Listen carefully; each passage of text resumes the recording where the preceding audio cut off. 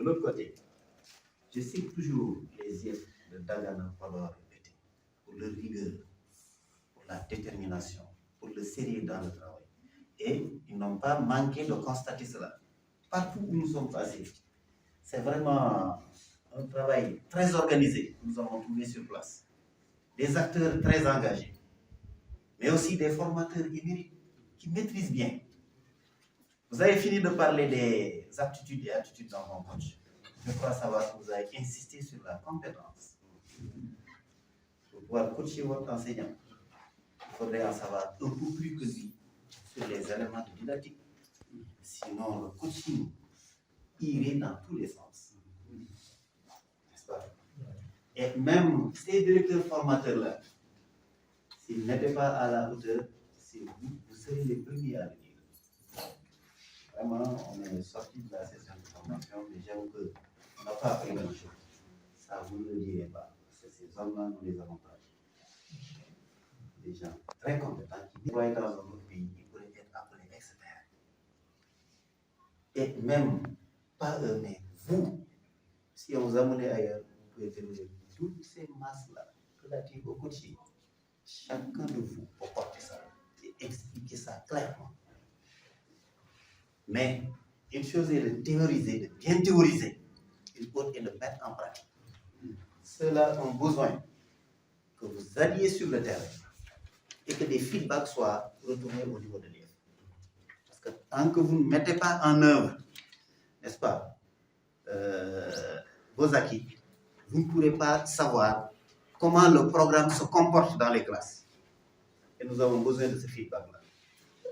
Donc, je vais vraiment terminer par là. Vous exhorter au sortir de cet atelier-là, le peu de temps qui nous sépare de la fin de l'année, allez dans les classes de vos adjoints, accompagnez, fournissez un appui conseil, etc., etc. Ils ont dit la manière dont vous allez aborder ces adjoints.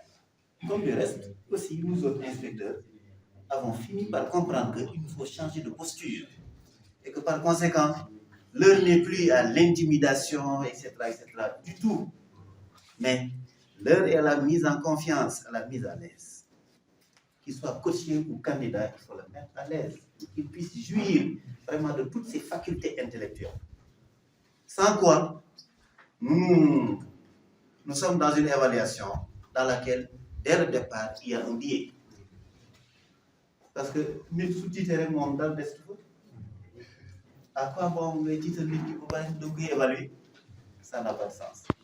Donc, vraiment, le maître mot, c'est au retour d'aller accompagner les enseignants pour une bonne mise en œuvre du programme. Le programme est le nôtre. Ces enfants-là, ce sont des êtres innocents qui nous sont confiés. Et qu'il n'y a pas longtemps, vous et moi, nous étions sur cette table-là en train d'écouter quelqu'un. Et aujourd'hui, nous occupons une certaine station. Il faut dire que nous essayons de rendre la pièce de la monnaie. Encore que ces enfants-là nous évaluent à longueur de jour. Chaque jour que Dieu fait, il nous évalue. Donc il faut veiller à ce que cette évaluation soit toujours positive. Je caricature toujours en donnant l'exemple de cette fille ou de ce garçonnet qui, dès qu'il rentre à la maison, il est aussi, il va dire, maman, papa, on a appris bonjour, comment vas-tu? Je veux sortir s'il vous plaît, etc. Il est content. Découverte. De la même manière, un jour il va dire que aujourd'hui, on n'a rien fait. Monsieur ou madame était sous l'arbre depuis la récréation jusqu'à 13h, ils ne sont pas entrés dans les classes. Oui, parce que eux, l'enfant, il n'y a que deux êtres vivants qui ne mentent pas. L'enfant et le fou. Parce qu'ils n'ont pas la conscience des normes sociales. Ce qu'ils disent, c'est la vérité. Donc, cette évaluation-là, je crois que ça vaut plus que l'évaluation de l'inspecteur Diak, ou de l'IF Mamo Cissé, ou du ministre Cheikh Omar Anne, etc. Cette évaluation-là, nous devons en faire notre, en tout cas, surveillant de notre conscience professionnelle. Ce que je tenais à vous dire. En tout cas, moi, j'ai été, pendant quelques sessions de formation à Podor, j'ai pratiqué certains acteurs, des inspecteurs que je connais, ce sont mes collègues, des directeurs formateurs, que j'apprécie beaucoup. et aussi l'engagement des uns et des autres. C'est des sessions de formation de qualité qui ont toujours été dispensées. C'est la raison pour laquelle il faudrait vraiment penser au réinvestissement des acquis une fois de retour dans le monde. Merci pour tout ce que vous êtes en train de faire sur le système éducatif sénégalais. De venir ici et de voir voilà, comment est-ce que vous êtes en train de faire la formation. Et c'est vraiment l'objet de notre visite, donc, qui est une mission conjointe entre la direction de l'enseignement élémentaire et du SAID. Et dans le cadre du GITUDI, donc je suis accompagné par donc, mon collègue Matt Primes, qui est un spécialiste du GITUDI, gouvernement à gouvernement, donc, qui est là pour nous appuyer, nous donner des conseils. Donc le GITUDI, comme il l'a dit, donc, il y avait la phase pilote à Saint-Louis qui a fait ses preuves.